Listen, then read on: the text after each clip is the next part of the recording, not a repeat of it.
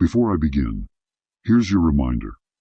Our latest Patreon video, How to Find Your Purpose, is live. If you want to stop drifting through life like a leaf shoved around by other people's desires, watch it.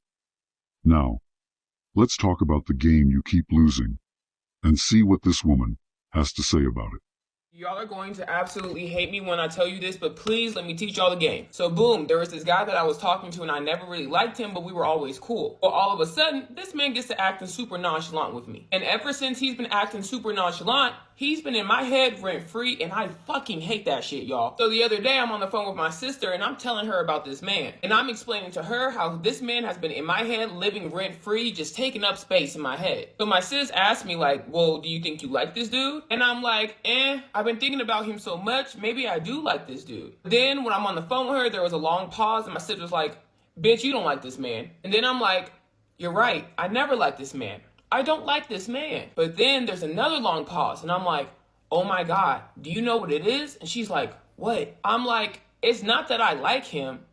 It's the fact that I want him to like me more than I like him. She's on the phone with me looking at me confused as hell, like, what the fuck is she talking about? And I'm trying to explain to my sister, like, that's it. It's the chase for me. I never liked this dude.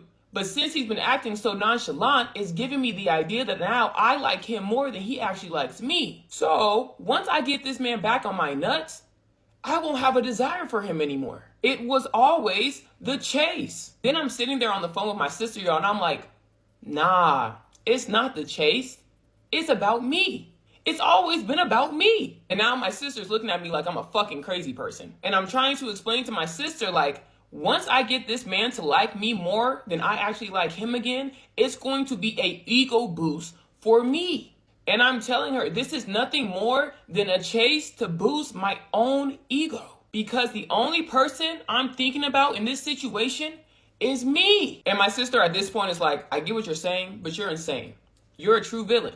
And she's right. I'm making this video to tell y'all to be careful out there. It's the cold world we living in, y'all, but game is game, and I'm gonna tell you exactly how to avoid a person like me from destroying your mental. As soon as the person that you're interested in stops giving you the energy that they started off with, you need to leave. No ifs, ands, or buts. And once they start to realize that you're trying to leave, they're going to start to breadcrumb you back in so that you don't leave and that they can once again win. So, to avoid getting your feelings hurt, all in all, just leave, y'all. There are some people in this world, y'all, that are willing to breadcrumb you into liking them. And once they know they have you hooked, they feel absolutely nothing and they leave you hooked. Because at the end of the day, y'all, you were only a pawn in a game to boost their own ego. I hope this...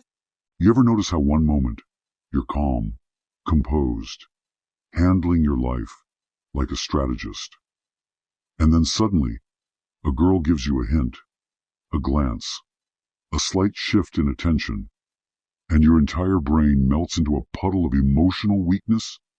One minute you're a man with direction.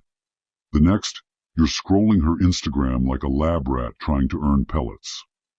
Let me hook you right here. If you've ever acted nonchalant toward a woman and watched her suddenly become obsessed, confused, unhinged, or suddenly curious about you, congratulations. You stumbled onto one of the oldest psychological levers known to human nature. Problem is, most of you don't know why it works.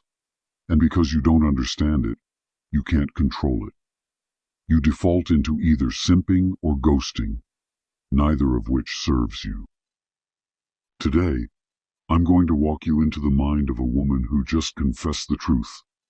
Raw, unpolished, accidentally honest. Her reaction to nonchalance wasn't romantic. It wasn't sentimental. It wasn't even about the man. It was about her ego. She didn't like him. She liked the idea that he should like her. This is where the fun begins. She said something most people never admit, not even to themselves. I didn't like him. I just wanted him to like me more than I liked him. If you've ever wondered why acting nonchalant rattles certain women to the core, here's the psychological mechanism behind it. In 1996, Researchers at the University of Rochester conducted a study on uncertainty and attraction. They discovered something brutal. When people don't know where they stand with someone, their attraction spikes, not because they care, but because uncertainty activates the brain's reward system, the same way gambling does. The brain gets addicted to the maybe. This is why your indifference pulls her closer. You become the slot machine she can't help pulling. The way she described it, intrusive thoughts spiraling, ego activated, mind hijacked. This is not affection. It's competition. She is not pursuing love. She is defending her self-image. In her mind, your lack of interest becomes an insult, a challenge, a silent declaration that she isn't as desirable as she believes she is. And once a woman's ego gets slapped, even accidentally, she will sprint toward the source of the injury with the desperation of someone trying to reclaim stolen territory. But here's where yes, you, usually mess everything up. You think her sudden attention means she caught feelings. So you break character, open the gates, start giving her validation like she's starving, and you're running a soup kitchen. You transform from mystery to convenience, from challenge to wallpaper, from prize to background noise. And like clockwork, she loses interest, blames you for being too available, and you sit there heartbroken like a fool who never realized the game he was in. I'll tell you the part she didn't say out loud, though she hinted at it. Women don't chase you because they like you. They chase because they don't want to feel inferior to you. Protect your ego. Manage your energy. Control your attention. Otherwise, you become a pawn in someone else's self-esteem rehab project. Let's talk about her calling herself a villain. This is the rare moment when someone pulls back their own mask and admits what most people hide, that the majority of modern dating is ego maintenance disguised as affection. She wasn't falling for him. She was falling for the idea of being the one desired. His nonchalance didn't awaken romance. It awakened insecurity. That's why she spiraled. She needed him to want her more than she wanted him, because the imbalance validated her self-importance. When he stopped providing that ego fuel, her mind didn't go, "Oh, I miss him." It went, "Why doesn't he want me anymore?" Fix it. Fix it now. Her obsession wasn't love. It was self-preservation. This is where breadcrumbing enters the stage. The subtle, calculated art of giving someone just enough to keep them emotionally tethered, while you remain fully detached. She warned you about people who do this. But what she didn't tell you is that breadcrumbing works because people, men and women, are addicted to intermittent reinforcement. Give them everything, and they get bored. Give them nothing, and they leave. Give them just enough inconsistently, and they follow. But here's the twist. When a woman breadcrumb you, it's not because she wants you. It's because she wants the resource, your validation, your attention, your pursuit, your digital worship. You become a power supply. That's why she said, if the initial energy fades, leave. It wasn't advice for your benefit. It was a confession of the tactic. She knows the game because she's played it. So you acting nonchalant? That short-circuits her control system. You're unplugging yourself from her emotional grid. That throws her off balance. And when someone loses emotional power over you, they either panic or escalate.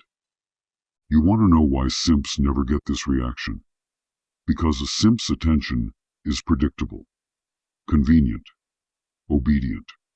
There's no uncertainty, no challenge, no threat to her ego. You can't disturb her mind if she knows she owns yours. The disgust I feel towards simpery isn't because it's pathetic, though it is. It's because it voluntarily hands your psychological power to someone who didn't earn it. and probably doesn't even want it. You kneel at an altar she didn't build, praying to a goddess who doesn't believe in you. And then you wonder why your offerings go ignored. But you're here because you're tired of being the altar boy. You want to be the one who commands presence, not chases it.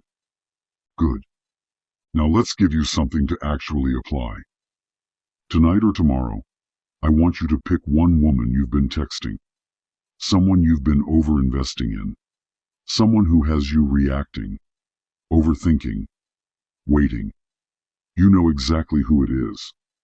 I want you to do nothing, no explanation, no dramatic speech. Just stop feeding the machine for 24 hours. You're not punishing her. You're reclaiming your psychological center. Then I want you to observe. Not her reaction, yours. Watch how your mind panics. Watch how your ego claws for reassurance. Watch the cravings. Watch the compulsions. Because the real opponent here isn't her. It's the part of you that needs validation. Until you get that under control, you will always be controlled. Now, if you like the video, subscribe. You want more of this kind of psychological warfare decoded, you know where to find me. In the comments, tell me this. Have you ever acted nonchalant and suddenly she chased you harder? Or did you break character too fast? Let me know.